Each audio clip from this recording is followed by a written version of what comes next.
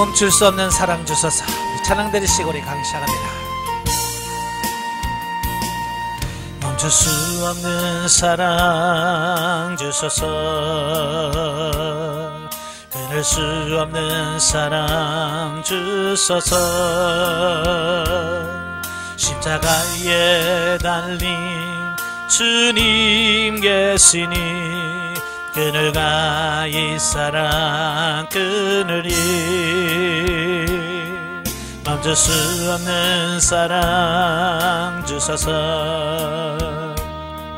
끊을 수 없는 사랑 주소서. 주께서 주신 비전 그 말씀이 있으니 주가 명하신 이 길 걸어가리. 주님의 나라 영원하며 주님의 영광 무궁하리. 나그네 된 나의 삶 감사하리. 마음 다해 주님을 찬양해. 멈출 수 없는 사랑 내게 주소서. 아버지의 눈물 그 사랑은 끊을 수 없는 사랑 내게 주소서. 십자가에 달린 그 사랑. 아멘. 기도하겠습니다. 은혜로우신 아버지 감사합니다. 오늘도 우리를 사랑하셔서 귀한 훈련의 장소로 인도하시고 영성적 대인관계 진리단계 두 번째 시간 같이 나누게 하셔서 감사합니다. 이 말씀을 통해서 우리가 대인관계를 어떻게 맺어야 할지 우리가 잘 깨닫게 하시고 하나님께서 시키시는 그 훈련을 잘 통과할 수 있는 우리 모두가 될 수 있도록 성령님 도와 주옵소서. 시종을 맡겨오며 예수님의 이름으로 감사하며 기도합나이다. 아멘. 네, 이 시간에는 훈련 과정입니다. 교재 훈련 과정 교재 203쪽 203페이지 보시면 진리단계, 이 진리단계 훈련이 나오게 되죠. 먼저 진리단계 정의를 한번 보죠. 지난 시간에 봤지만 199페이지 보시면 영혼이 주체가 되어 대인관계를 맺게 되는 시점으로서 상대방을 통해 하나님께서 말씀하고 있다는 것을 인식하는 단계이다 그랬어요. 이래 진리단계 들어가게 되면 육이 주체가 아니라 혼이 주체가 아니라 영이 주체가 되어서 대인관계를 맺게 되는 시점이다. 그래서 나타나는 현상 중에 뭐냐면 상대방을 통해서 하나님의 말씀이 들려진다. 그러니까 진리단계 이전에는 사람들을 통해서 하나님의 음성을 못 들어요. 잘 안 들려요.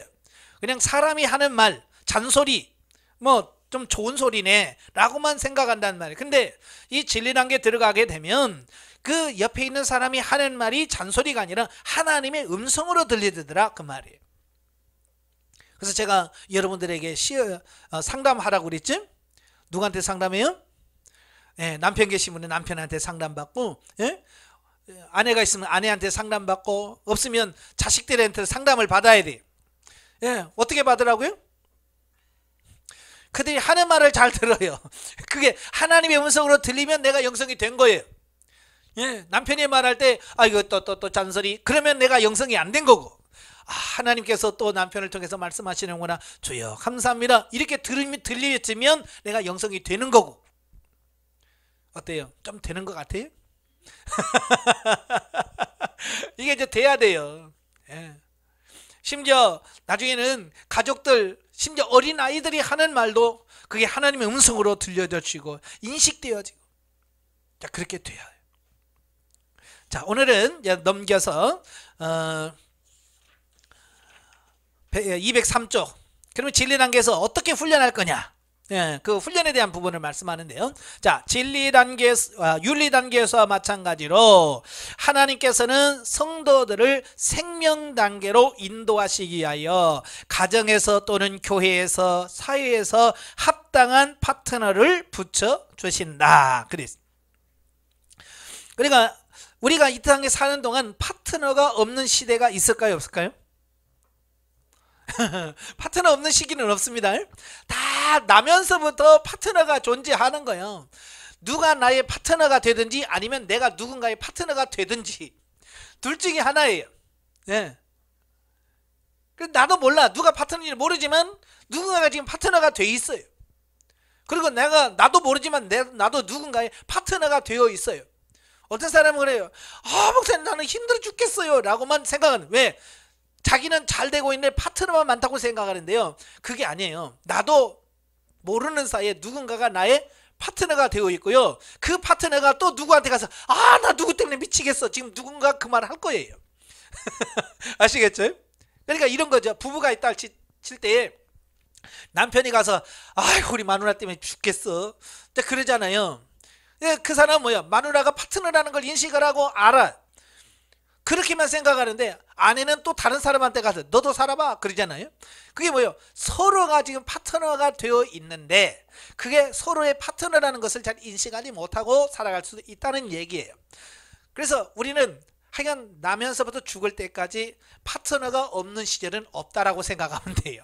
항상 파트너는 존재하고 있어요. 근데 내가 어느 단계냐에 따라서 파트너의 역할은 분명히 달라진다는 거예요. 그러니까 우리가 본능 단계라고 그러죠. 1단계 본능 단계에 있을 때의 파트너는 주로 어떤 역할을 하냐면 내 안에는 육신의 본능을 드러나게 하는 역할을 합니다. 예. 그래서 본능 단계에 있으면요 옆에서 자꾸 내 성질을 건드려. 그래서 나로 하여금 화를 내게 하고 분노를 품게 하고 열받게 만들어요. 그래서 이 속에 있는 것을 나오게 만들어요. 예. 그죠? 그럼 이제 그걸 하나님께서 나를 이 훈련시키시구나. 그래서 하나님 내 이 성질머리 고쳐주시고 이렇게 해서 내 걸 바라보고 가야 되는데 이 본능 단계에서는 그게 안 보인다는 거예요. 하나님이 파트너를 통해서 나를 고치시고 바뀌게 하신다는 걸 몰라. 그게 감이 안 와요. 본능 단계이기 때문에. 그러니까 똑같이 그랬어? 나도 한 머리 할 거야. 그러니까 그 사람이 욕하면 나도 욕하고 그 사람을 때리면 나도 한 대 때리고 이게 이제 본능 단계에서 삶이 그런 거예요. 그러니까 파트너를 통해서 내 자신을 변화시킬 생각을 안 하고 그걸 못 참는 거예요. 그 억울한 거예요. 남한테 욕 한번 얻으면 그게 막 속에서 분노가 치러서 이걸 못 견디는 거예요. 그래서 가서 한마디 하고 와야 아유 속 시원하네. 이렇게 되어지는 거예요. 왜? 본능이기 때문에 그런 거 본능. 자, 그래서 이 본능 단계에서 철저하게 뭘 깨달았냐면 내 성질머리를 아셔야 돼. 다른 사람을 통해서 내 성질머리를 건드리잖아요. 예, 그죠? 그럴 때 빨리빨리 깨달으셔야 돼요. 마태복음 12장 34절부터 37절까지 보면 예수님께서 그런 말씀을 하셔요. 내 속에 있는 것이 나오느니라 그랬어요. 절대 옆에 있는 사람 성질이 내 안에서 안 나옵니다. 아시겠죠? 내 안에 있는 것이 나오지 남의 성질이 나오는 게 아니에요. 네 안에 쌓은 것이 쌓은 악에서 악이 나오고 쌓은 선에서 선한 것이 나온다는 거예요. 내 안에 악밖에 없으면 악이 나오는 거예요. 내 안에 분노만 있으면 분노가 나오는 거예요. 내 안에 짜증만 있으면 짜증이 나오고요. 내 안에 미워하는 감정만 있으면 미움만 있으면 미움이 나오게 되고요. 내 안에 섭섭함이 있으면 왜 이렇게 섭섭한지 몰라요. 여러분 경험해 보시죠. 언니는 갑자기 섭섭하기 시작해요. 누군가가 갑자기 섭섭해집니다. 예? 말하는 것도 섭섭해지고 먹을 거 안 주는 것도 섭섭하고 어디 놀러 가자는 거 말하는 그거 안 했다고 섭섭해지고 자꾸 섭섭해집니다. 예, 왜냐하면 이 안에 섭섭이가 딱 자리 잡고 있기 때문에 그러는 거예요. 그러면 그걸 이길 수 있는 방법이 뭘까요? 보통 사람은 뭐냐면 내가 섭섭하면 섭섭한 사람을 미워해. 저 사람이 저렇게 나를 섭섭하게 한다고. 그렇게 해가지고는 절대 바뀌지 않습니다. 내 안에 지금 섭섭이가 들어왔네. 하나님 이게 있는 나는 내가 저 사람을 사랑할 수 없습니다. 하나님 내 안에 이 섭섭하게 느껴지는 이 감정을 십자가에서 처리시켜 주세요 라고 그 섭섭이를 빨리 처리를 해야 돼요. 없어져 버려야 돼요. 그러면 그게 없어지면요 섭섭해지질 않아. 아시겠죠? 혈기도 마찬가지예요. 이 혈기로 꽉 찬 사람은요 좋은 말 해도 성질내. 나도 알아! 그러잖아요. 왜냐하면 그 사람 안에는 혈기가 꽉 차 있기 때문에 좋은 말을 해도 그게 혈기로밖에 안 나와. 이게 꽉 찬 게 그거니까. 근데 그걸 빨리 인식을 하고, 아, 내 안에 혈기가 있구나. 주님, 내 안에 혈기를 처리시켜 주세요. 이 혈기를 십자가에서 처리시켜 주세요라고 기도하면서 십자가를 처리하면 어느 순간인가 그 혈기가 나오질 않습니다. 그래서 나중에는 성질을 내려고 혈기를 내려고 해도 성질이 안 날 때가 와요. 왜? 이 안에 게 처리가 되면 그렇더라고요. 그래서 하나님께서는 끊임없이 옆에서 자꾸 사람을 붙여주는 이유는 속에 있는 것을 끄집어내기 위함이에요. 끄집어내기 위해서. 빨리 그거 처리해라. 그래야 네가 변화된다. 이걸 말씀해주고 있습니다. 그럼 윤리단계는 뭐냐? 윤리단계에서 파트너는 주로 하나님의 의도와 뜻을 알아가게 하는 역할을 합니다.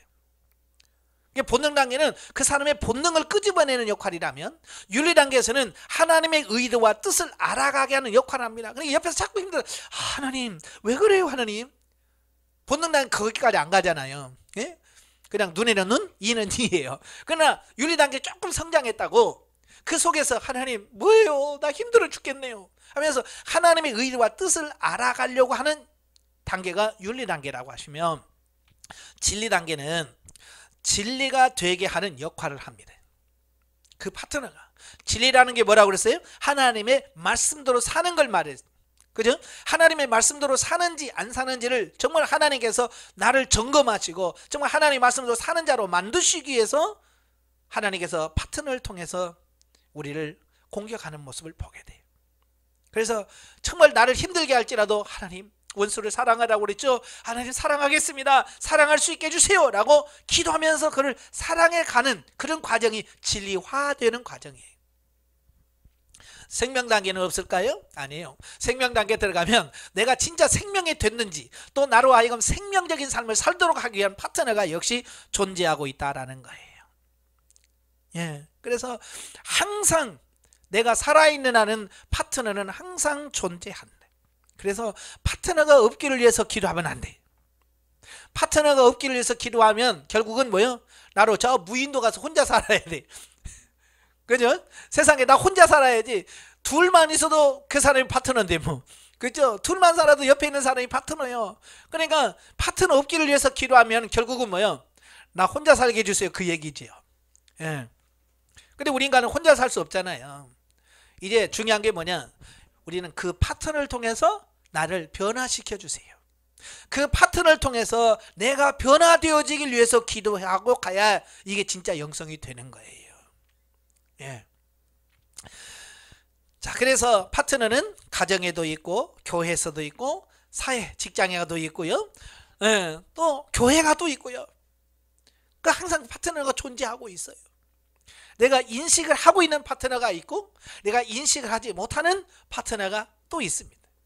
그리고요, 이 파트너도요, 내 수준에 따라서 이 파트너가 바뀌어지기도 합니다. 그러니까 보면 그래요. 본능 단계 때는 그렇게 남편이 나를 갈구어. 예, 그래서 막 어떻게 해서 사랑해서 아이고 남편 사랑할 수 있게 돼서 남편하고는 문제가 없어. 그러면 윤리 단계 들어가면 갑자기 말 잘 듣던 애들이 갑자기 확 들었습니다. 네? 등장을 해가지고 막 속을 긁어대게 만들어요. 파트너가 이제 남편에서 자녀로 바뀌게 됩니다. 그래서 윤리 단계에서 막 그래서 훈련 다 받고 이제 하나님 뜻도 알고 되고 하면 진리 단계 들어가면 갑자기 또 말 잘 듣던 성도가 갑자기 눈이 획 돌아가가지고요, 왼수처럼 대합니다. 참 그 희한한 거예요. 그 전까지 그렇게 잘해주고 그렇게 잘했다가 어느 날 갑자기 확 돌았습니다. 놀랄 정도예요. 왜 그러지? 라고 할 정도로. 왜? 나를 변화시키려고 하니까 하나님께서 그의 마음을 움직여서 그렇게 하시니까. 그래서 생명 단계 들어가면 또 바뀌어. 근데 파트너가 아주 지독한 사람은요, 본능 단계에서 생명 단계까지 다 그걸 카바를 다 하시는 분들이 계시더라고요. 예, 대부분 한 단계나 두 단계 끝나면 파트너가 바뀌어요. 근데 이 파트너가 워낙 세신 분이 있잖아요. 이 사람들은 생명 단계까지 다 해요. 예. 그래서 여러분도 그 파트너로 하여금 빨리 쉬게 하는 방법은 뭐냐? 예, 빨리 여러분이 바뀌는 길밖에 없어요. 근데 우리는 뭐냐면 당신 성질머리 좀 바꿔. 당신 그 급한 것도 바꾸. 자꾸 우리는 당신이 바꾸라고 얘기하는데 하나님은 나부터 바뀌길 원하셔요. 내가 바뀌면 바뀌게 된단 말이에요. 아시겠죠? 그러니까 파트너를 바라보면서 상대방 파트너에게 자꾸 바꾸라고 말하면 안 들어요. 내가 바뀌어질 때 그 사람은 사명이 다해. 사명을 다하면 그 사람이 바뀌어요. 가끔 오면 제가 상담하면서 그래요. 목사님, 요즘에 우리 남편이 바뀌었어요. 아니 어떻게 바뀌었는데요? 그렇게 옛날에는 부엌에 그렇게 들어와서 설거지 하나 해달라고 그렇게 사정상 내가 아파도 부엌에 들어오지 않던 사람이 요즘에는 부엌에 들어온대. 예, 그리고 청소기 돌리고 있고 그렇대. 예, 그래서 남편이 바뀌었대. 제가 그래요. 남편이 바뀐 게 아니에요. 원래 남편은 그런 분이에요. 당신이 안 바뀌니까 당신을 훈련시키려고 바뀌게 하려고 하는 남편은 그렇게 역할을 했던 거고, 이제 당신이 조금 바뀌니까 이 남편이 이제 역할이 달라진 것 뿐이에요. 예, 그 일이 끝났으니까 그 일을 할 필요가 없어요. 그러니까 예를 들어서 이런 거예요. 내가 게을러. 그러면 남편이 계속 게으름을 공격합니다. 당신은 설거지도 안 해는 왜 청소도 안 하고 맨날 그렇게 말할 거예요. 그걸 듣지 않고 그냥 냅둬. 나 그냥 나 생긴 대로 살 거야. 그러면 계속 남편은 왜 이렇게 게으르냐고 계속 올 거예요. 그러나 그걸 하나님의 음성을 듣고 내가 게으르니까 자꾸 남편이 그렇구나. 하나님, 나 부지런하게 하겠습니다. 나 부지런하게 해주세요 하고 열심히 해서 싹 해서 부지런해져 봐요. 남편이 왜 이렇게 게으르냐 말 안 합니다. 이렇게 잘해? 그 남편이 그 말부터 바뀌어집니다. 말투부터 바뀌어지고 그 다음부터는요 뭐 도와줄 거 없어 그래요. 그전에는 그렇게 도와달라고 그러고 놀면서 당신이 해. 왜냐면 남편의 눈에는 늘 게으른 것만 보이니까 도와주고 싶지 않은 거예요. 그런데 아내가 부지런해서 막 자기를 해봐요. 그러면 남편이 도와주고 싶은 마음이 와요. 그래서 말 안 해도 도와줘. 그러니까 누가 바뀐 거예요? 내가 바뀐 거예요. 내가 바뀌니까 바뀌는 거지. 여러분이 안 바뀌어봐요. 남편 죽어도 안 바뀝니다. 진짜로. 내가 바뀌면 바뀌어지고요. 예. 그래서 변화는 나부터 시작해야 된다. 아시겠죠? 예.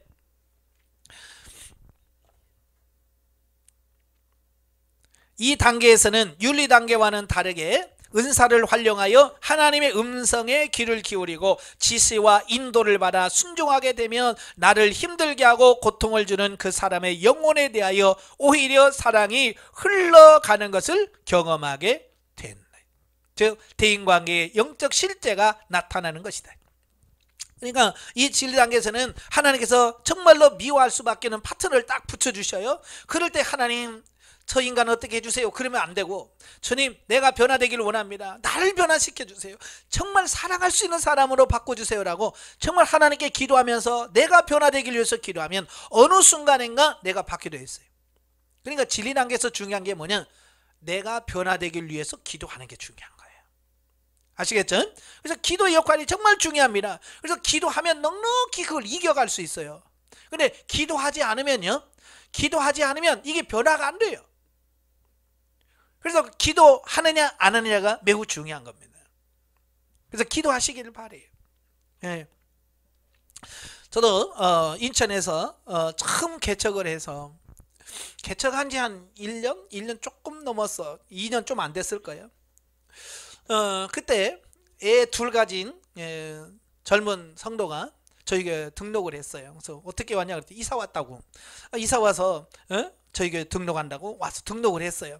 참 개척해서 저절로 지발로 와가지고 등록하면 얼마나 좋아요. 예? 그렇죠? 그래서 좋아했는데 좀 지나니까요, 영 아니더라고요. 영 아니에요. 너무 힘들게 하는 거예요. 너무 힘들게 해서 제가 하루는 잠깐만 나와봐요. 내가 그랬어요. 잠깐만 나와요. 그래서 교회 바꿔서 저 교회 있죠. 저기도 있네. 가요. 나도 성질 좀 괜찮은 사람인데 오직 했으면 내가 그렇게 했어요. 그랬더니 그분이 하는 말이, 아니 하나님이 보내는데 내가 왜 가요 그러는 거야. 와 진짜 말이라도 못하면 알았어요 가면 되죠. 그러면 얼마나 좋아. 근데 그런 말은 안 하고요, 하나님이 보냈는데 왜 가요 내가? 그러면서 그냥 획 돌아서 교회를 들어와 버리는 거예요. 어이 참 무관하게 말하는 목사를 완전 무시하고. 그러면 변화돼야 될 거 아니에요. 근데 여전히 똑같은 짓을 하는 거예요. 그러니까 내가요, 영성훈련 받기 전이에요. 내 그릇이 아직 준비가 안 됐으니까 그게 막 열받는 거예요. 뿔나는 거예요. 그래서 기도하면서 하나님 저 인간을 어떻게 좀 나가게 해주세요. 그렇게 기도를 하는 거예요. 여러분, 성도가, 아니 목사가 성도를 변화해, 우리 성도 그렇게 좀 말 안 듣는 사람은 우리 교인 되게 하도록 기도해야 되는데 이게 거기 안 되는 거예요. 내가 본능이니까. 그러다가 영성훈련을 만난 거예요. 영성훈련 만나서 들으니까 본능인 거야. 내가 본능. 그죠? 근데 본능이니까 여전히 미워. 윤리 단계 들어가서 하나님이 왜 붙여줬을까? 붙여준 이유가 있을 것 같은데. 그러면서 그 하나님의 뜻을 물으려고 막 기도하다가 윤리 단계 지나가고 진리 단계 들어갔어요. 진리 단계 들어갔는데 오늘 주님께서 제게 말씀하시는 거예요. 원수도 사랑해야 되는데 하나님께서 내게 붙여준, 너에게 보내준 영혼 하나 사랑 못하면서 네가 어떻게 목회를 하겠냐, 그런 마음을 딱 주시는 거예요. 그게 이제 충격으로 오는 거예요. 나가라고는 기도를 안 했어요. 좀 바뀌어서 나가게 해달라고 기도를 안 했어요. 그냥 하나님의 뜻이 뭐냐고만 기도했지. 근데 진리 단계 들어가니까 주님 사랑할 수 있게 해주세요 라고 기도해요. 그래서 하나님 사랑할 수 있게 해주세요. 정말 하나님께서 저 영혼을 이 땅 우리 교회에 보내주신 것은 나로 하여금 사랑하도록 하려고 저를 보내주신 건데 나는 사랑이 안 됩니다. 사랑할 수 있게 해주세요 라고 한 달 넘게 기도했는데요, 사랑이 안 돼. 왜냐하면 그동안 그 짧은 시간이지만 제 안에 상처가 너무 많았어요. 그분에 대해서 상처가 너무 많으니까 사랑해달라고 기도하는데도 사랑이 안 되는 거예요. 한 달 반 되니까요 이제 불씨 같은 사랑이 쑥 올라와요. 사랑이 막 여기서 사랑할 수 있을 것 같아. 그래서 할렐루야 감사합니다 눈 떠오는 그 사랑이 사라져버려요. 기도하면 사랑이 조금 나오는 것 같다가 아멘 하면 그 불이 사라져버리는, 사랑이 꺼져버리는 거예요. 그래서 하나님 안 됩니다, 하나님 사랑할 수 있게 해주세요 라고 또 기도를 합니다. 한 달 보름을 또 기도해요. 그래서 3개월 동안 해서 기도하니까요 3개월 되니까요 아멘 했는데 사랑이 여기서 있어요. 사랑의 불씨가 식어지지 않더라고요. 근데 문제는 뭐냐, 그 사람 얼굴 보면 돌아가 버려요. 기도하고 아멘 할 때까지는 사랑할 것 같아. 근데 막상 그 얼굴 보면 돌아가 버려요. 이게 완전 자동이에요. 보통 교회 보면 출입문이 정면이잖아요. 설교회 할 때 보면 정면이잖아요. 그러니까 찬송하지요. 찬송합시다 하다가 그 사람 들으면 들어가. 갑자기 이렇게 돼. 아이고 이게 본능이로, 그러니까 아이고 미치겠는 거예요 이게. 여러분 경험해 보셨죠? 하나님 이건 아니잖아요. 하나님 이건 아니잖아요. 그래서 또 한 달 보름을 또 그 기도했어요. 한 달 보름 기도하니까 이제 그분 얼굴 봐도 안 돌아가게 되더라고요. 그러니까 벌써 4개월 반이 지났어요. 근데 얼굴 봐도 이제 그 사랑은 남아있는데 사랑합니다라는 고백이 안 되는 거예요. 자, 그래서 또 기도하기 시작을 했어요. 또 기도가 한 달 넘으니까 이제 제 입에서도 사랑합니다 그 고백이 나오기 시작해요. 그러니까 5개월이 넘으니까 사랑합니다 라는 말이 나와요. 그러면서 정말 그 영혼을 위해서 기도가 되더라고요. 하나님 이제 정말 그 영혼을 사랑하게 해주시고 정말 그 영혼도 변화되어서 우리 교회에 일꾼으로 세워주세요. 기둥 같은 일꾼으로 세워달라고. 그 전에는 빨리 어떻게 보내달라고 기도했는데 이제는 그게 아니라 우리 변화되어서 우리 교회 기둥 같은 일꾼으로 되게 해달라고 기도하기 시작했어요. 나는 그분이 변화될 줄 알았어요. 그래서 우리 교회 기둥 같은 일꾼이 될 줄 알았어요. 그래서 그 마음을 딱 바꾸어 놓고 한 달 정도 됐을 거예요. 정말 격이 없이 대하고 사랑하고 이렇게 됐는데 그분은 어느 날 그분이 와서 하는 말이, 목사님 이사가요 그러더라고요. 그렇게 섭섭한 거예요 내가. 예전에 그렇게 나갔으면 좋았던 사람도 이제 사랑할 수 있는데, 이제 겨우 이제 사랑할 수 있게 되었는데 이제 간다고 하니까 그게 섭섭한 거예요. 참 그게 하나님께서 나를 훈련시키기 위해서 하나님께서 그분을 부르셔서 우리 교회에 오게 하시고, 그렇게 가라고 해도 하나님 보냈는데 왜 가냐고 했던 그 사람이 내가 훈련되고 다 마치니까 가더라고요. 그래서 제가 그분을 보내면서 축복기도해서 보내고, 그분이 가서 이제 교회 등록할 목사님을 위해서 기도했다니까요. 누군지 모르지. 어떤 이사 간다고 하니까 그 하나님 이사 가면 그분이 틀림없이 교회 갈 텐데, 또 나한테 했듯이 또 할 텐데, 주님 그 목사님 승리하게 해주세요라고 한 달을 기도했어요. 내가 그분을 보내놓고 그 교회 그 성도가 등록할 교회 목사님을 위해서 내가 기도했어요.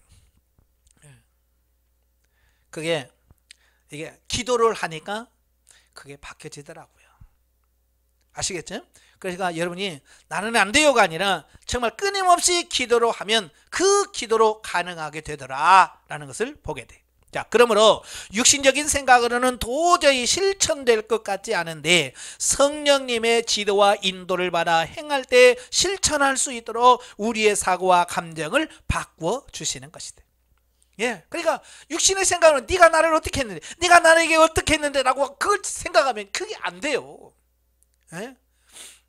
그러니까 저도 아까 기도하다 보면 될 것 같은데 갑자기 이 생각이, 네가 나를 어떻게 했는데, 이게 딱 들어오면 그냥 싹 사라져버려요. 사랑의 마음이 그냥 사라지는 거예요. 그러니까 그걸 가지고 계속 기도하니까 되더라고요. 안 되는 건 없어요. 그래서 기도하셔야 돼요. 본래 우리의 육신적인 체질로는 자신을 공격하는 상대방을 사랑할 수가 없다. 이게 본능이에요. 그러니까 본능은 나를 미워하는 사람을 사랑할 수가 없어요. 오직 성령의 능력을 덧입어야만이 가능한 것이다. 그래서 진리 단계에서는 성령님께서 허락하시는 은사를 적극적으로 활용해야 한다. 예. 그래서 계속해서 기도하고 성령님께, 하나님 어떻게 하면 좋아요? 성령님 어떻게 말해야 돼요? 하나님 어떻게 대할까요? 하나님 어떻게 할까요? 라고 계속 성령님의 지도 인도 받아서 하셔야 돼요. 저도 사랑하려고 몸부림쳤습니다. 하나님께서 사주라고 그래서 밉지만 물건도 사다 주기도 하고 선물도 사다 주기도 하고 식사 대접도 하고, 네? 그러면서 그런 관계를 끊임없이 하면서 성령의 지도 인도를 받으면서 하니까 되더라 그 말이에요. 그냥 아무 짓도 아니래 어느 날 갑자기 사랑이 팍 돼가지고 사랑하게 된 게 아니에요. 중간중간에 하나님께서 너 가서 밥 사줘라, 예? 밥도 사줘라라고 얘기도 하고. 자, 그래. 그래서 자신을 정복해야만 원수를 사랑할 수 있거든요. 예. 그러니까 이 자신을 이길 수 있는 방법이 다른 게 없어요. 기도밖에 없더라고요. 기도할 때 육신을 쳐서 폭정시킬 수 있는 힘이 나오더라고요. 예. 그래서 5시간씩 기도하라는 이유가 거기 있어요. 정말 저는 그분 사랑할 때요, 정말 하루에 6시간을 기도하는데 6시간을 그분을 위해서 기도한 거예요. 다른 거 없었어요. 정말 하나님 사랑할 수 있게 해주세요. 그 기도만 5개월 반 6개월 동안을 그 한 기도 가지고 한 거예요. 사랑할 수 있게 해달라고. 자, 육신적으로 고상하게 이해하고 용서를 하는 것 같아도 그것은 어디까지나 자기의 의다. 여러분, 육신적인 사람도요 대단하게 용서를 하는 경우도 있습니다. 어찌 보면요, 교회 안 다니는 사람이 교회 다니는 사람보다 마음 넓을 때 많아요. 야, 진짜 예수 믿는 사람 마음 좁아요. 진짜 좁아요. 얼마나 좁은 이 밴데기 소알딱지보다 더해. 예수 안 믿는 사람들은 약간 허허 웃고 넘어갈 것도요, 교회 다니는 사람들은 못 넘어가더라고요. 왜 이렇게 마음이 좁아졌는지. 예? 못 넘어가요. 예수 안 믿는 사람 보세요. 그렇게 죽기 살기로 싸우다가 술 한잔 먹고 에이 미안하네 그럼 끝나버려. 그러면 또 어깨동무하고 에이 막 그러고 돌아다녀. 근데 교회 다니는 사람이 한번 틀어져 봐요. 이건 하나님이 말씀해도 안 돼요. 예, 성령이 말씀해도 뭐 들어먹지를 않아요. 얼마나 마음이 좁고, 예? 융통성이 없는지. 그래서 우리가 빨리 기도하셔야 돼요. 그렇다고 해서 예수 안 믿는 사람이 그렇게 술 먹고 용서 잘한다고 해서 그 사람들이 의의가 좋냐? 하나님께서 인정하냐? 그렇지 않아요. 그래봤자 그건 뭐예요? 육신에서 나오는 자기의예요. 자기의. 그래서 다른 사람들한테 아유 저 사람 진짜 진짜 의냐? 예? 큰 사람이야. 이런 말은 들어요. 사람들한테 인정은 받지만 하나님 앞에서는 똑같은 죄인이야. 인정이 안 돼. 왜? 그건 자기의죠. 예, 그래서 우리는 자기 의로 살아가면 안 돼요. 자기 의로 용서하면 안 돼요. 하나님이 주신 하나님의 의로, 하나님의 사랑으로 사랑할 수 있어야 됩니다. 예? 그래서 이와 반대로 조금은 미숙하여도 은사적인 차원에서 성령의 음성을 듣고 믿어서 육신적으로는 감정이 뒤섞여 올라와도 상대방을 사랑하려고 노력하고 적극성을 띠고 입으로 사랑을 고백하면 신기하게도 전에는 되지 않던 사랑이 되어지고 마음속에서 올라오던 거북하던 마음이 안개가 사라지듯 이 사라지는 것을 경험하고 말할 수 없는 기쁨을 얻게 된다. 이것이 진리의 능력이다 그랬어요. 저도 이제 훈련받고 언제가 이제 목요일인가 하여간 훈련원에 저하고 집사람 가서 훈련받고 집에 오니까요. 집에 가서 막 큰 소리가 나고 난리가 났어요. 예? 그래서 이렇게 웬일인가 하고 들어갔더니 어떤 어른이 와가지고 우리 애들을 막 닥달하는 거야. 우리 아들을. 그때 우리 아들이 초등학교 1학년인가 그 정도밖에 안 된 애들 막 어른이 와서 막 닥달을 하는 거야. 그래서 아유 웬일이냐고 그랬더니 자기 아들을 우리 아들이 몽둥이를 패가지고 여기를 다치게 놨다는 거야. 그래서 그 애기 보니까 진짜 여기서 눈과 눈 사이 여기를 맞아가지고요. 찌퍼려가지고요. 이렇게 부어 있어요. 그래서 어떻게 된 거냐 그랬더니 놀이터에서 우리 아들하고 이제 친구하고 이제 야구 놀이를 한 거예요. 근데 서로 이제 돌아가면서 던지고 치고 이제 이걸 하는 거죠. 그래서 우리 아들이 이제 야구 치는 순서가 돼가지고 이제 야구를 치고 친구는 던지고 그러는데 친구 동생이 나와가지고 그 뒤에 서 있는 게 보이냐고요. 노는데 정신 팔렸는데 뒤에가 보이냐고요. 이 뒤에 애기는 야구가 뭔지 알아요? 방망이에 돌아다니는 게 뭔지 모르니까 형들이 그러니까 그냥 와가지고 그냥 묵묵히 서 있었어요. 뒤에. 그러니까 공을 던지니까 우리 아들이 친다고 확 친 거예요. 야구 방망이가 치면서 이게 돌아가는 거죠. 그래서 뒤에 있는 그냥 동생이 눈과 눈 사이 인중을 그냥 그 방망이를 때린 거예요. 그러니까 여기서 시퍼래가지고 눈이 이렇게 퉁퉁 부었더라고요. 내가 봐도 이거 좀 심할 정도로 이렇게 부었어요. 그래서 나도 성질 나더라고요. 그래서 하나님 어떻게 할까요? 빨리 병원 데려가라는 거예요. 예, 알겠습니다. 그래서 집에 있는 돈 막 하기가 다 모아가지고 100원짜리 10원짜리까지 다 모아가지고 갑시다 빨리. 그래가지고 택시 불러가지고 택시 타고 큰 병원에 갔어요. 가서 엑스레이 찍고 검사할 거 다 하고 다 했어요. 나중에 이제 그 의사가 하는 말이 그래도 다행히 코뼈는 부러지지 않고요. 좀 이게 부은기가 건지면 괜찮을 것 같아요 라고 하더라고요. 자, 그때서야 그 아주머니가 애 엄마가 마음이 좀 놓였더라고요. 그래서 이제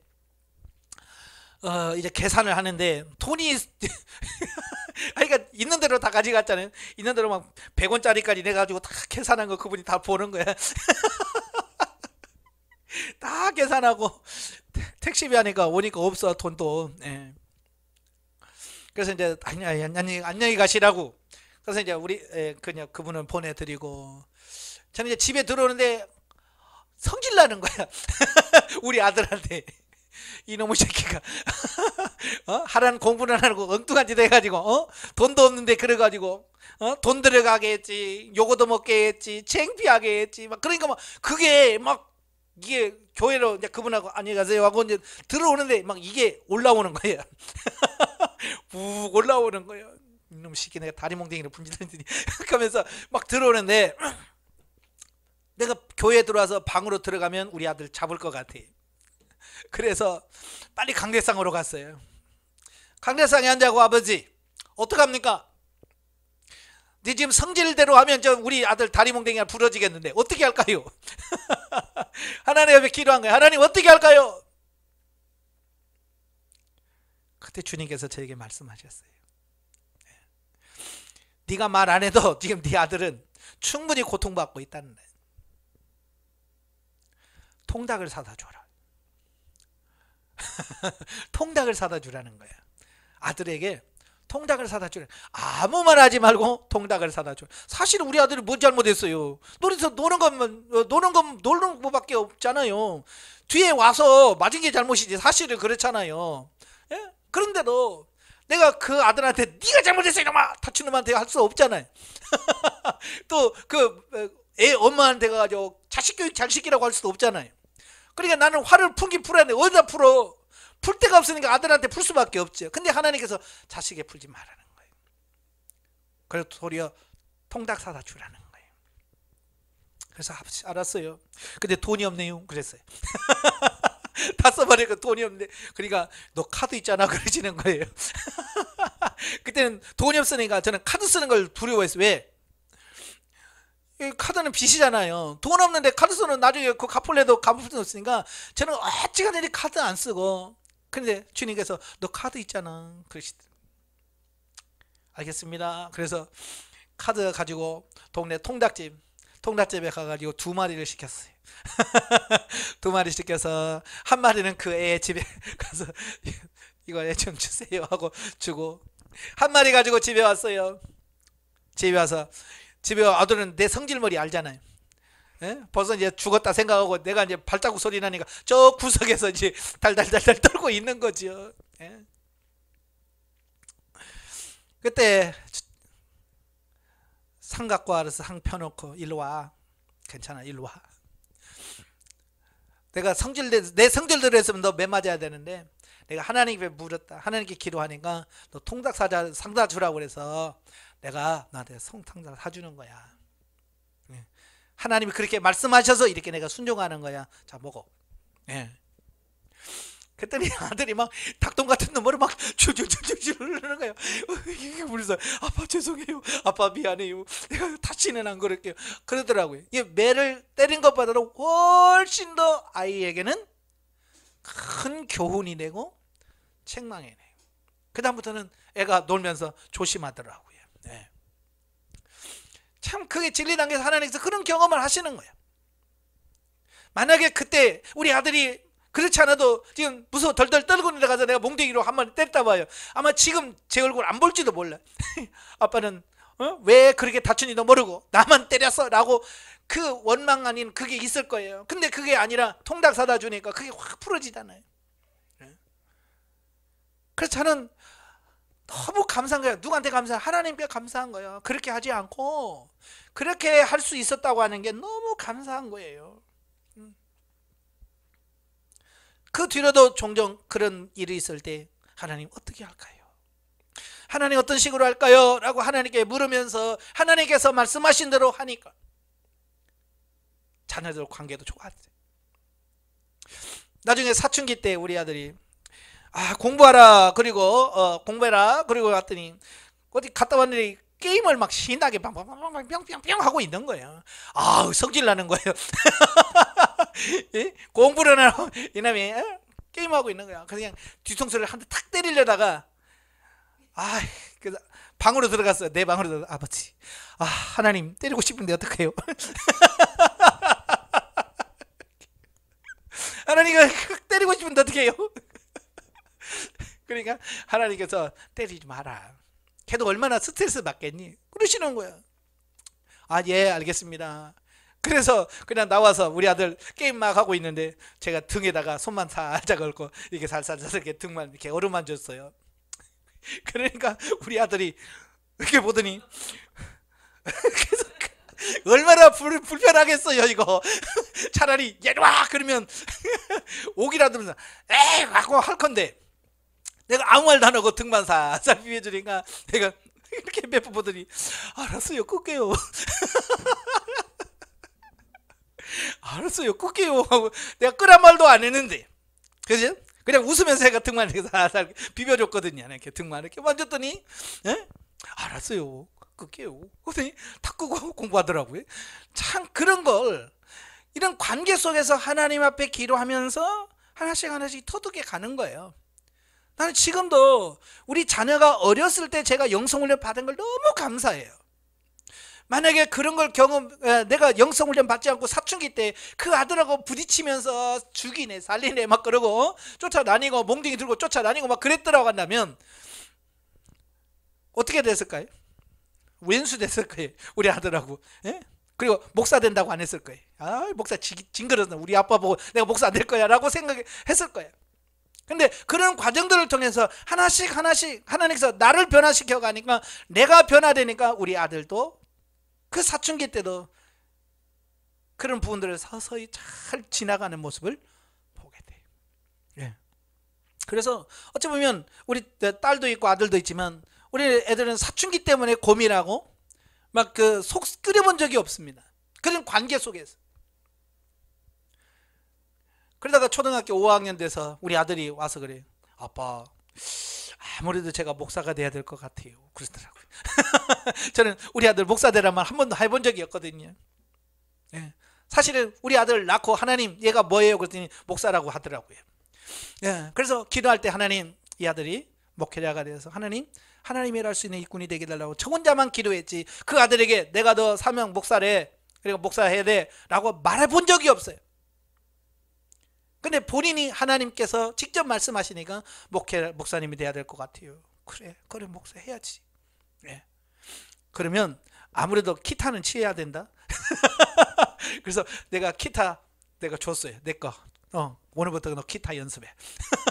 그래서 기타 주고 기타 연습하고 시키고. 예. 이제 곧 목사 안수 받을 거예요. 예. 신학교 1학년 때 학교 갔더니 교수님이 그 설문조사하면서 가장 존경하는 인물 쓰라. 존경하는 인물 썼는데 그 아들이 권대한 썼대. 그러니까 교수님이 뭐 이인도 아니고 성경에 나온 인물도 아니고 권대한 이분 누구니? 그러니까 우리 아버지요 그랬대.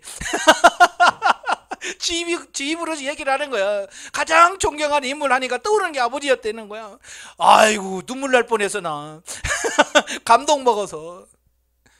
그게 뭐예요? 영성훈련 받아서 내가 변화되어진 그 조금 변화된 그게 그런 거예요. 너무 감사하지요. 그래서 기도하고요.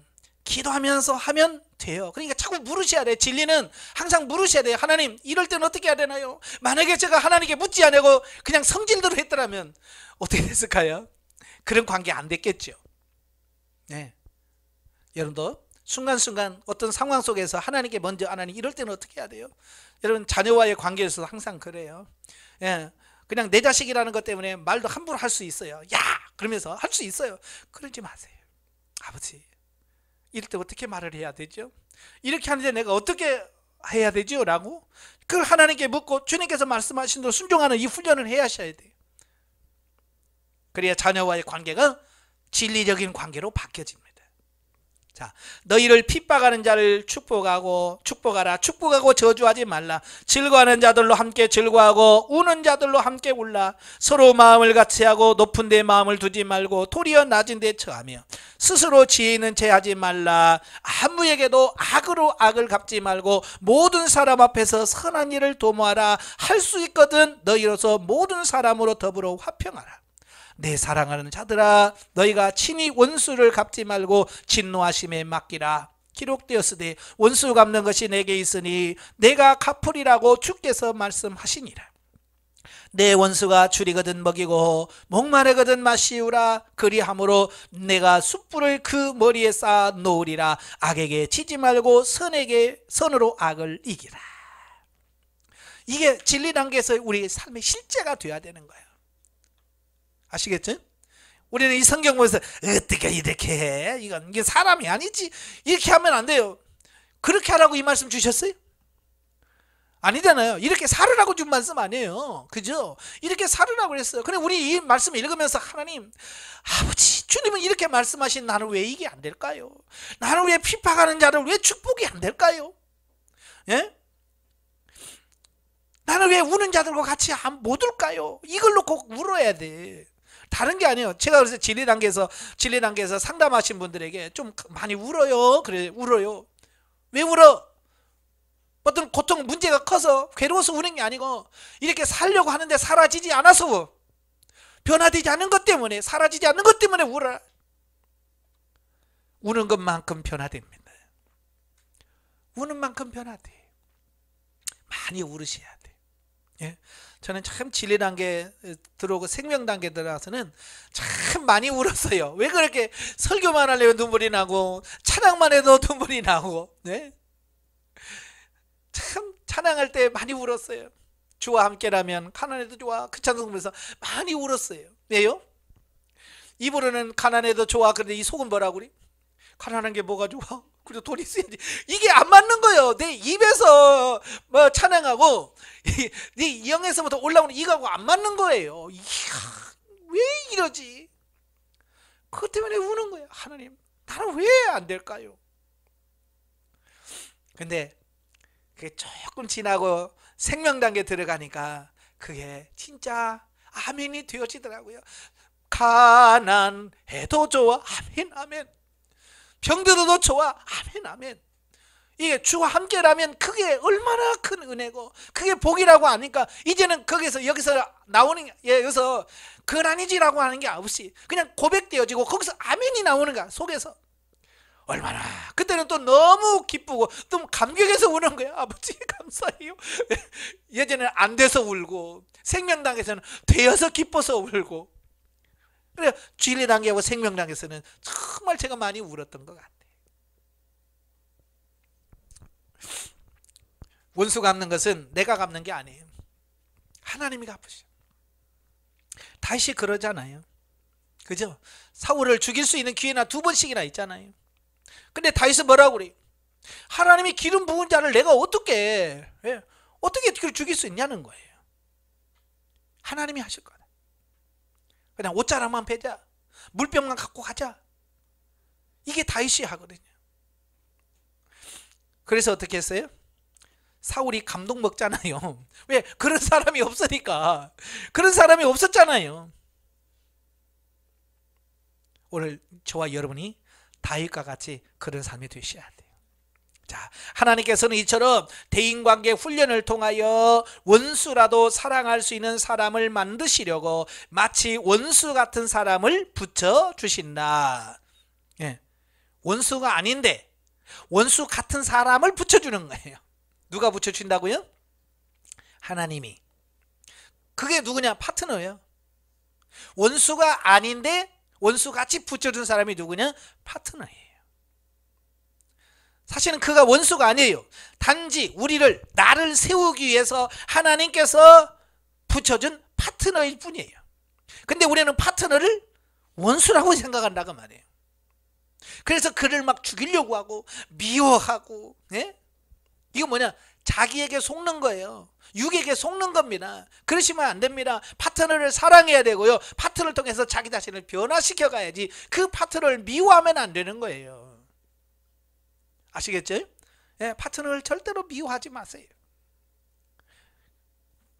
근데 말처럼 그게 쉽지 않잖아요. 예. 그래서 우리는 끊임없이 훈련하셔야 되고요. 예. 여러분 힘들게 하는 사람이 왼수다 아니라? 왼수 아닙니다. 파트너입니다. 예. 부부간에도 그렇잖아요. 예전에 그 할머니 할아버지들 나와서 부부간에 퀴즈 대회 할 때 그러잖아요. 예? 그 천생연분이야. 천생연분. 그러니까 할아버지가 할머니한테 당신과 나 사이, 그러니까 뭐라고 그래? 외수 그러잖아요. 아니 네 글자. 그러니까 팽생왼수. 아니 하나님께서 부부로 맞춰줬는데 천생연분으로 맞춰준 건데 왜 팽생연수가 되냐고요. 이게 파트너를 인식을 안 되고 왼수로만 인식을 하는 거예요. 혹시 여러분 혹시 왼수로 인식하고 있으니까 그걸 바꾸시길 바래요. 왼수가 아니로 파트너다. 나를 세워가시는 훈련 파트너다. 예, 그래서 그 파트너를 사랑하셔야 진짜 원수를 사랑할 수 있습니다. 예, 진짜 원수를 사랑할 수 있게 돼요. 우리가 보면 스포츠 경기를 보면 본 게임이 있고 본 게임에 나가기 전에 그 진짜 내가 싸워야 될 사람과 비슷한 사람을 불러다가 훈련 파트너로 세웁니다. 그죠? 만약에 권투 선수라면 그 내가 지금 싸워야 될 상대와 비슷한 사람, 왼손잡이면 왼손잡이 파트너를 구해요. 그래서 자꾸 왼손잡이하고 싸워봐서 어떻게 이걸 공격할 수 있는가, 이걸 터득을 해야 진짜하고 싸웠을 때 잘 싸우는 거야. 근데 맨날 내가 잘 이길 수 있는 사람하고만 싸우면 그 사람하고 싸우면 이기지만 진짜는 훈련이 안 되기 때문에 진단 말이에요. 그래서 하나님께서 저와 여러분들에게 진짜 원수를 사랑하기 전에 왼수 같은 파트너를 붙여주셔서 그들로 하여금 훈련을 시켜서 진짜 원수를 사랑할 수 있게끔 만들어 가시는 거예요. 아시겠죠? 네. 육신적으로는 증오와 분노를 드러낼 수밖에 없는 상황 속에서 그러한 상황들을 오히려 이해하고 관용하고 사랑하여 더 깊이 끌어안을 수 있는 사람으로 만드시려는 것이다. 예? 하나님께서 파트너 붙이는 이유가 이거예요. 이해할 수 없는 사람을 이해하고, 용서할 수 없는 용서하고, 용납할 수 없는 사람을 용서하고, 품을 수 없는 사람은 품고, 사랑할 수 없는 사랑하도록 만드는 게 하나님의 의도예요, 뜻이에요. 그래서 끊임없이 내가 싫어요 나 그만해요 라고 말해도 하나님은 끊임없이 붙여주시는 것을 보게 돼요. 예. 그러니까 여러분도 그래요. 이 단계에 있는 사람한테 그 파트너예요 라고 말하면 싫어해요. 예. 예를 들어서 그래요. 여러분들이 나 누구 미워 죽겠어요. 그러면 그게 파트너예요. 그 싫어해. 또 파트너라고 했다고. 예. 마치 그 사춘기에 있는 애들한테 사춘기 얘기하면 더 성질내지요. 예? 사춘기에 있는 사람은 사춘기란 말하면 더 막 열내고 합니다. 예? 자기도 아는데, 몰라서가 아니야. 자기도 알아. 사춘기라는 거 아는데 자기 마음대로 안 되는데 지나야 돼. 사춘기 때는 아무리 얘기해도 못 알아먹잖아요. 근데 사춘기 지나놓고 보면 너 옛날에 그랬어 그러면 아유 근데 애기 때 몰라서 그랬어요. 그리고 그냥 웃어 넘어가잖아요. 왜? 그걸 통과하니까 그게 보여지는 거예요. 영성도 마찬가지예요. 영성훈련도 내가 통과하고 나면 아유 그분이 파트너였구나. 하나님 그분 이것 때문에 이거 붙였고 지나놓고 봐야 그게 이해가 되고 보여지지. 그 단계 때는요 다른 거 안 보여요. 힘든 것만 보이고요, 고통스러운 것만 보이고, 미운 것만 보여요. 그래서 우리가 통과하기가 어려운 거예요. 그래서 기도하면 넉넉히 이길 수 있습니다. 기도하셔야 돼요. 그래서 이 성경적 대인관계 진리 단계의 인물 사례를 누굴 들었냐면 다윗을 들었습니다. 다윗은 하나님의 훈련으로 만들어진 사람의 대표적인 인물이다 라고 보시면 돼요. 원래 다윗이 그런 사람이 아닌데 하나님께서 많은 훈련을 받게 하셔서 다윗을 그렇게 만들어 가셨다는 거예요. 자, 다윗은 사무엘 선지자로부터 기름을 부음받았지만 이스라엘 왕이 되기까지 사울 왕으로부터 추격과 쫓김을 당하면서 8년이란 긴 세월 동안 환난과 고통을 당하였다. 물론 그것은 하나님께서 허락하신 다윗의 성군으로 만들기 위한 대인관계 훈련이었다. 사실요 사울이 다윗을 그렇게 힘들게 할 이유가 없습니다. 아무리 찾아내려고 해도 사울이 그렇게 다윗을 미워할 이유가 없어요. 그죠? 전쟁에 나가서 싸움 잘해서 이겨오지요. 예? 심지어 자기 딸의 남편이잖아, 사위잖아요. 그렇잖아요. 그러니까 어찌 보면 다윗은 사울에게 미움받을 짓을 하나도 안 했어요. 사랑할 수밖에 없는 사람이야. 그런데 그가 마음이 헷갈해가지고요. 예? 헷갈해가지고 그렇게 죽이려고 쫓아다니는 거예요. 왜? 하나님께서 사울에게 야 너 다윗 저 버르장물 좀 고쳐놔라 라고 하나님께서 사울에게 특별한 사명을 주신 거예요. 다윗 성질머리 고쳐놓으라고. 그러니까 사랑할 수밖에 없는 사울이 헷가닥해가지고 다윗을 죽이려고 했던 거예요. 이게 파트너예요, 파트너. 여러분, 남편이 왼수입니까? 아니잖아요. 근데 왼수 같은 짓을 하는 거야. 왜? 나 때문에. 나 변화시키려고. 다윗이 만약에 정말로 처음에 사울을 만났을 때보다 완전히 변화되고 새로운 사람이었다고 한다면 사울이 그렇게 하지 않았을 거예요. 사울이 그렇게 죽이려고 하지 않았을 거예요. 아직 다윗이 변화될 부분이 많이 남아있었기 때문에 그렇게 했을 거라고 봐요. 그가 겪은 고통의 세월은 도피자의 생활이요, 방랑의 생활이요, 인생 훈련의 도장이었다. 다윗은 늘 자신을 죽이려는 음모와 위협을 하나님이 주신 지혜로 이겨내어야 했다. 궁극적으로 다윗은 그 대인관계의 훈련을 성공적으로 잘 통과함으로 오늘날 우리들에게 대인관계의 훈련의 모범을 보여주고 있다. 예. 그래서 다윗은 이 대인관계의 훈련의 모범 케이스라고 볼 수 있어요. 물론 다윗도 처음부터 이걸 잘 깨닫고 기도하면서 간 건 아니에요. 예? 그가 고통 속에 시편 보세요. 얼마나 사울과의 관계에서 고통스러웠으면 하나님 앞에 기도하면서 그렇게 울부짖으면서 갔을까요? 왜냐하면 다윗도 처음부터 진리 생명 단계에 있었던 게 아니거든요. 본능 단계에 있었던 거예요. 예, 본능 단계요. 그러니까 골리앗 죽이고 왔을 때 얼마나 많은 사람들이 환영하고 그럴 때 다윗도 와, 내가 대단한 사람인가 라고 생각했을 거예요. 그죠? 그것도 본능 단계니까. 그걸 잘해주더니 어느 날 갑자기 헷가닥 해가지고 죽이려고 막 창 던지고 그러니까 다윗도 이게 뭐야? 라고 생각했을 거예요. 예. 그러면서 그를 죽이려고 하니까 너무 힘드니까 다윗도 어떻게 했냐, 3번씩이나 도망갑니다. 성경에 3번 도피한 걸로 나와요. 첫 번째가 21장 10절부터 15절에 나오죠. 첫 번째 블레셋 가드 왕 아기스에게 도망간 사건이 그때 나와요. 그죠? 사울 왕이 하도 죽이려고 하니까 야, 여기다가 차라리 내가 죽겠다. 네? 그래서 아기스 왕한테 가서 그냥 망명해서 거기서 그냥 편하게 살아야 되겠다라고 도망가 버려요. 예. 그러다가 죽을 뻔했죠. 예, 방백들이 제가 누군 줄 아냐? 우리 골리앗을 죽인 놈 아니야? 그러면서 막 다윗을 죽이려고 하니까 다윗이 딱 돌아가는 분위기 보니까 여기다 잘못 죽겠네. 여기서 살아날 방법이 뭘까? 미친 척하자. 그래서 침을 지르고 문짝 삑삑 긁으면서 미친 척하니까 아기스 왕이 이렇게 보니까 완전 미친 놈이거든요.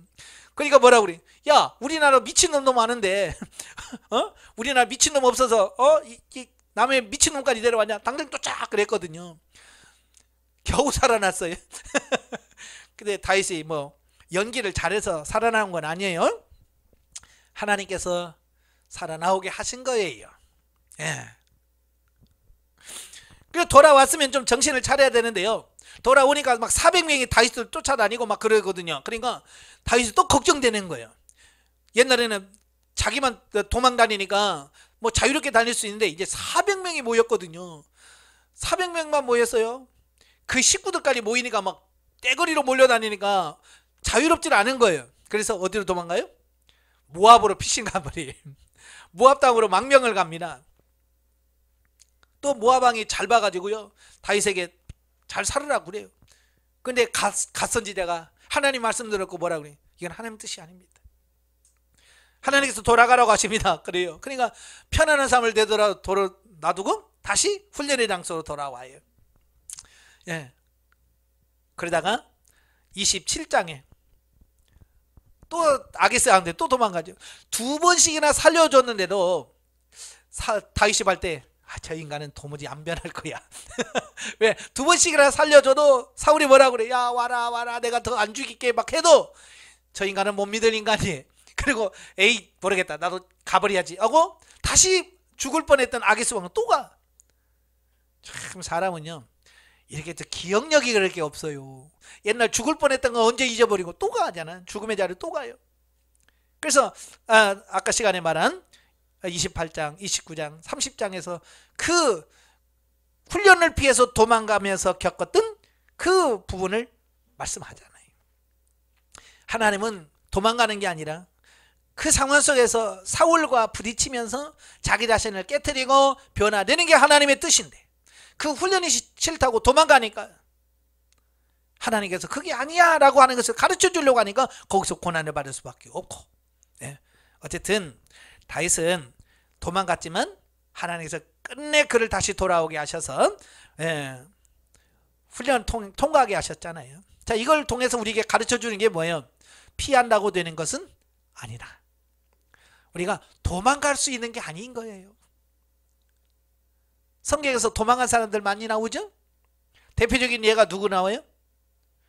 요나. 니느웨로 가라니까요, 가기 싫으니까 정반대 방향인 다시스로 가려고 요바로 내가 배 타잖아요. 하나님이 아유 저럼 놓쳤네 그러겠어요? 하나님 놓쳐요? 안 놓쳐요. 하나님이요 기분 나쁘면요 지중해를 엎어버려요. 그래서, 예? 배 타고 가는데 지중해를 그냥 흔들어 놓으니까 갈 수가 없는 거야. 이게 도무지 갈 수가 없는 거야. 그래서 던질 수밖에 없게 만들어. 피한다고 되는 게 아니란 얘기예요. 도망간다고 되는 게 아니에요. 여러분도 마찬가지예요. 많은 목회자들도 많이 도망 다니더라고요. 도망 다닌다고 되는 게 아니에요. 우리는 통과해야 돼. 아시겠죠? 그래서 시험은 통과하는 거지 도망가는 게 아니다. 꼭 기억하시길 바래요. 자, 여기서 세 가지 면을 한번 찾아보면, 첫째, 다윗은 이웃을 높이며 사랑하는 능력을 갖추었다 그랬어요. 자, 다윗은 시련과 고통 속에서도 이웃을 돌아보며 부하들과 그 가족들을 돌아보는 자상함을 잃지 않았으며 그들을 훌륭한 지도자로 만드는 지혜를 발휘했다. 자, 광야 도피 중 다윗이 이끌었던 400명의 군대 요원들은 불법자요 불평분자들이며 범법자들이었으나 다윗이 생사고락을 같이 하면서 그들을 훈련시킨 결과 당시 주변국들 중 최고의 정예 군대로 양성되었다. 이게 중요한 거예요. 여러분, 다윗이 그 광야에 있다고 하니까 한 사람 두 사람이 몰려들어서 400명이 왔어요. 근데 다윗에게 온 사람이 어떤 사람이 왔겠어요? 정말 착하고 그런 사람이 왔겠어요? 아니죠. 사울에게 미움받고 쫓김받고 사울에게 당해서 상처받은 사람들, 그런 사람들이 오직 했으면 다윗까지 왔겠어요. 그러니까 다윗에게 온 사람들은요 한결같이 상처받은 사람들이에요. 여러분, 상처받은 사람들 정말 어렵습니다. 제가 목회하면서 보니까요, 영성훈련하면서도 보면 진짜 상처 많이 받은 사람들은요 너무 어렵더라고요. 그 상처가 치유되기까지 정말로 어려워요. 그래서 교회 자주 옮겨 다니시는 분들을 보면 주로 누구냐? 상처받은 심령들이에요. 그러니까 뭐 권사님 뭐 하면서 교회 등록한다고 그래도 불안해요. 어찌 보면. 왜? 그분이 정말로 하나님께서 야, 너 저 개척교회에서 섬겨라, 그래서 온 사람이라면 문제가 아니겠지만, 대부분이 뭐요? 그 교회에서 적응하지 못하고 무리를 일으키다가 에이구 여기밖에 없어, 그리고 또 나왔던 사람들이 주로 그렇거든요. 그러니까 그분들은 뭐냐면 상처가 있는 분들이에요. 그러니까 그런 분들이 변화되고 새로워져서 다니신다는 것은 쉽지 않아요. 다윗도 자기를 찾아온 사람들이 다 그런 사람들이에요. 근데 다윗은 어때요? 그걸 품어 사랑으로 품어. 그러니까 그들이 바뀌어지기 시작하는 거예요. 그래서 불평분자들이 충성하는 사람으로 바뀌어지는 겁니다. 그래서 다윗을 위하여 목숨을 바치고 살아가는 사람으로 바뀌어지는 거예요. 그러니까 여러분들이 교회 파트너 역할을 하신 분들을 보면 아우 저 왼수들 그러지 마세요. 그분들이 변화만 되면요 교회 정말 충성스러운 일꾼이 됩니다. 교회도요 막 불평하고 다니신 분들 있잖아요. 우리 교회는 어쩌고 그런 사람들 보면 대부분이 뭐냐면 교회를 사랑하는 마음이 있기 때문에 하는 거예요. 교회 사랑하는 마음이 없으면요 아무 얘기도 안 합니다. 뭐가 있냐 말도 안 해요. 왜? 사랑하지도 않는데 뭐 되든지 말든지 설교고 뭐고 막 기도 뭐 상관없어요. 뭐 그냥 교회 한번 나가주는 걸로 끝내버리니까 그분들은 불평도 없습니다. 아무것도 없어요. 근데 정말 교회를 사랑하는 마음 있는 사람들은 교회가 이렇게 하면 좋은데 왜 이게 안 되지? 이제 그러면 자기가 교회를 사랑하는 데서 나오는 어떤 그런 데서 불평이 나오는 거거든요. 그러니까 그런 사람들 왜 불평하지 마!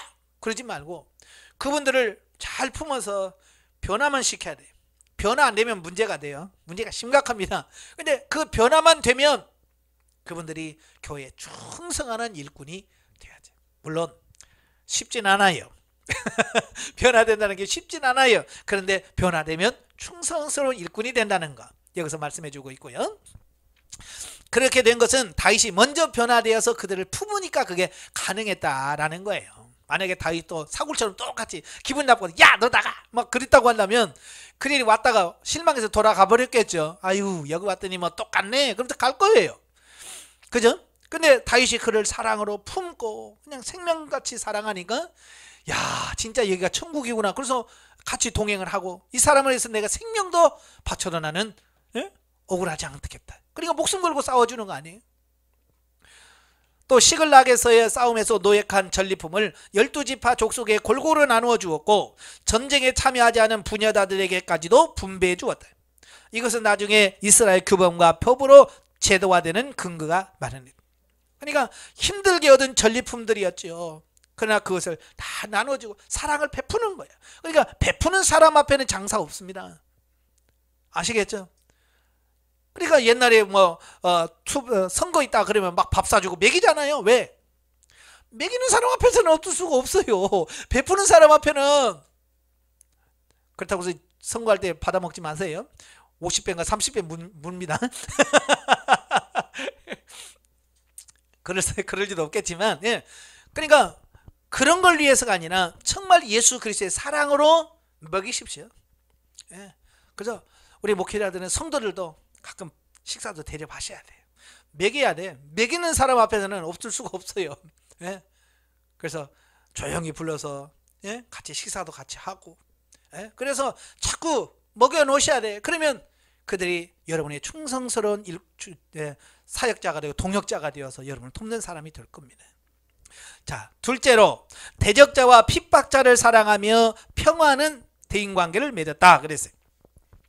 자신의 목숨을 해하려 했던 사울왕을 평화와 성실함으로 그리고 하나님의 법도에 따라서 관용하게 되었다. 예, 두 번이나 살려주잖아요. 그죠? 예, 아둘람 굴에서 엔게디 굴에서 한번 살려줬고요. 또 평화에서 10황무지에서 두 번째 살려줬고요. 그 쉽지 않을 거예요. 그죠? 옆에 있는 부하가 그러죠. 이건 두 번 다시 없는 기회입니다. 이런 기회 없습니다. 라고 해도 안 듣잖아요. 관용을 베풀어야 돼요. 그 다음에 적장 아브넬과 북이스라엘 왕 이스보셋이 죽었을 때에도 진심으로 슬퍼했다. 예, 적장 아브넬, 사브넬의 군대 장관이고요. 남과 북을 이스라엘을 하나 하려고 해도 그가 처음부터 7년 동안 그걸 방해했던 사람이 누구예요? 아브넬이에요. 예. 사울의 아들 이스보셋을 허수아비 왕으로 삼아놓고 실질적으로 지가 왕노릇 한 사람이 아브넬이에요. 왼수죠. 그런데도 다윗은 어때요? 그를 살려주고 내가 너를 군대 장관 세워주겠다라고까지 하면서 그를 품잖아요. 이런 사람 없습니다. 드물어요. 정말 다윗은 그렇게 원수까지도 사랑할 수 있는 그런 삶이 돼요. 그 다음에 자신을 저주한 시므이도 살려주었다. 예, 사무엘하 16장에 보면 다윗이 그 압살롬에 의해서 쫓겨나 다닐 때 얼마나 슬펐겠어요. 자기 자식한테 쫓겨서 나가는 그 슬픔이야. 어떡하겠어요. 근데 거기다 내고 고춧가루 뿌리고 소금 뿌리고 있으니 얼마나 다윗의 마음이 아팠겠어요. 그런데도 그가 와서 내가 잘못했다라고 했을 때 살려주잖아요. 자기 감정대로 안 해요. 자기 육신의 생각대로 안 해요. 다윗은 철저하게 하나님께 묻고 하나님께 어떻게 할까요? 해서 용서해 줍니다. 그게 진짜 진리 단계에서 우리의 대인관계 삶이라고 하는 거예요. 그 다음에 셋째, 희생적인 사랑과 겸손함이 몸에 밴 사람이었다 그랬어요. 자신을 6번이나 죽이려고 했던 사울을 살려주는 용기와 희생적인 사랑이 있었다. 예, 참 대단하잖아요. 자기를 6번이나 죽이려고 했어요. 창을 던져서 3번 죽이려고 했고요. 예? 예, 뭐 6번 더 되죠. 예? 라마까지 쫓아와가지고 3번씩이나 예? 라마에서 사무엘에게 있는 다윗을 잡기 위해서 군사를 보내잖아요. 그래 라마 나윗에 갈 때마다 그 사울이 보낸 사람이 다 어디요? 성령 충만해서 예언하게 되잖아요. 그래서 나중에 사울 지가 잡으러 왔다가 자기도 옷 벗고 예언하는 그런 일이 벌어졌잖아요. 예, 하여간 뭐 10번 이상 다윗을 죽이려고 했어요. 그런데도 다윗은 끝까지 그를 사랑하고 그를 용서했다라고 하는 거예요. 여러분은 어때요? 10번 이상 이렇게 되겠어요? 여러분 죽이려고 하는 사람 용서되겠어요? 10번은커녕 한 번도, 아마 한 번도 힘들 거예요. 우리는 왼수를 죽일 수 있는 기회를 살려준다는 게 이게 쉽지 않을 거예요. 예. 그 다음에 두 번째, 원수가 죽었을 때에도 진정한 마음으로 통곡하였다. 사무엘하 1장에 보면 그 사울왕이 죽었다는 소식을 듣잖아요. 사실 그 소식을 듣자마자 어찌 보면 다윗이 어떻게 해야 돼요? 여러분 같으면 어떻게 해야 돼요? 잘 죽었다. 그러니 잘 죽었어. 아마 그렇게 이야기가 정상 아니에요. 그죠? 왜 그렇게 힘들게 했잖아요. 살려 죽이까지 했는데도 불구하고 끝까지 자기를 죽이려고 하다가 죽었으니 오직이나 했겠어요. 근데 다윗은 뭐예요? 노래를 지어 애가를 불러. 그대들의 죽음이 어찌 그렇게 어리석은 자의 죽음과 같은고 하면서 애가를 부르면서 슬퍼하면서, 참 이건 쉽지 않아요. 원수의 죽음을 가슴 아파하면서 통곡할 수 있다고 하는 것, 이건 어지간한 사랑 아니면 이거 할 수 없는 거예요. 근데 다윗은 할 수 있었단 말이에요. 왜? 이미 그는 진리 생명으로 바뀌어져 있기 때문에 그게 가능했다 그 말이에요. 또 사울왕과 친구 요나단의 죽음을 애도하는 다윗. 그 다음에 범죄하고 회개한 후 더욱더 겸손함으로 백성을 다스렸다 그랬어요. 참 다윗도 전혀 실수 없는 사람은 아니잖아요. 그래서 사람이에요. 사람이라서 그가 결국 밧세바를 범하는 실수를 범하게 되고, 또 사무엘하 24장에서는 인구조사를 하는 이런 과정들을 통해서 어쩌면 다윗의 일생 속에서 지워버리고 싶은 흑역사라고 하죠. 예. 마침 그거 없었으면 좋았을 걸 하는 그런 흑역사 2가지가 밧세바 사건하고 인구조사한 어떤 2번의 기회가 있었잖아요. 어찌 보면 그것이 다윗을 더 말년에 겸손하게 만들었고 끝까지 잘 할 수 있었던 어떤 비결이 될 수도 있어요. 만약에 그런 실수가 없었다면 다윗은 교만해졌을지도 모르겠어요. 나만 그만해서 봐라 아마 그러면서 교만했을 거야. 근데 그런 과정이 있었기에 다윗은 정말로 하나님의 배에 눈물을 흘리면서 회개하면서 겸손해질 수밖에 없었다. 그리고 다윗은 죽음에 임하여서도 하나님을 의지하며 경배하였다 그랬어요. 그래서 열왕기상 2장 1절에서 4절을 보면 다윗이 마지막 죽으면서 유언을 남기잖아요. 유언을 남기면서도 마지막까지 그가 뭐요? 하나님께 경배하고 숨을 거두었다. 그래서 다윗은 끝까지 끝까지. 여러분도 다윗처럼 끝까지 잘하시는 여러분 되시기를 바라요. 아시겠죠? 자, 이렇게 진리 단계에 대한 부분을 우리가 살펴봤어요. 자, 어느 단계든 파트너가 없는 시기는 없다고 그랬죠? 본능 단계부터 생명 단계까지. 저는 지금 영성훈련에 입문한 지가 지금 20년이 넘었거든요.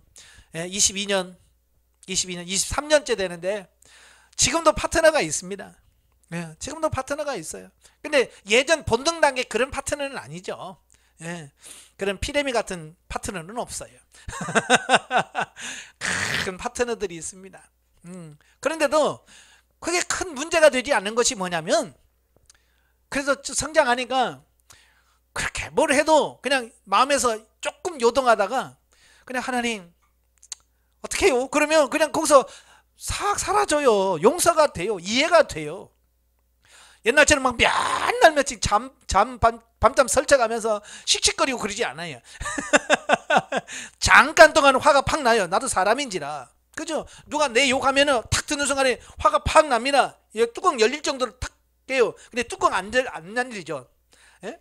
왕의 신분으로 딱 닫아놔. 그냥 탁 닫고 가서 아버지 하면 그게 처리가 돼. 그래서 그렇게 오래 가지 않아요. 예. 성장하면 그렇게 돼. 여러분들 다 저보다 훨씬 더 잘하시고 더 성장할 줄로 믿습니다. 예. 예, 그래서 철저하게 파트너를 통해서 훈련 잘 받으시길 바래요. 그리고 훈련 대표적인 인물이 다윗이라고 그랬잖아요. 예. 다윗도 처음부터 완벽한 사람은 아니었어요. 그런 여러 훈련의 과정을 거쳐서 그렇게 성군 다윗이 되었어요. 여러분도 마찬가지예요. 이래 한 달 한 달 훈련 받으시고 또 하나님께서 여러분 개인적으로 또 집에서 교회에서 파트너를 통해서 훈련 받게 하시고 그 훈련을 통과하고 나면 여러분도 다윗과 같은 훌륭한 주의 종들, 주의 성도가 될 줄로 믿습니다. 기도하겠습니다. 은혜로우신 아버지 감사합니다. 오늘 영성적 대인관계 진리 단계를 보았습니다. 정말 우리가 정말 이 땅에 살아가면서 원수를 사랑하라고 하나님께서 말씀하셨고 그렇게 되길 원하셨습니다. 그러나 아직 우리는 그런 준비가 되어 있지 못합니다. 이런 연약한 모습을 주님 불쌍히 여기시고 긍휼히 여겨 주셔서 우리가 날마다 변화되고 새로워져서 그 다윗처럼 새로워지는 그런 은혜가 있기를 원합니다. 파트너 끝까지 사랑하게 하옵소서. 파트를 통해서 우리의 심령이 넓어지게 하시고 원수까지도 사랑할 수 있는 데까지 성장해 가는 우리가 될 수 있도록 투여 도와 주시옵소서. 예수님의 이름으로 감사하며 기도합나이다. 아멘. 하나님 건드립니다.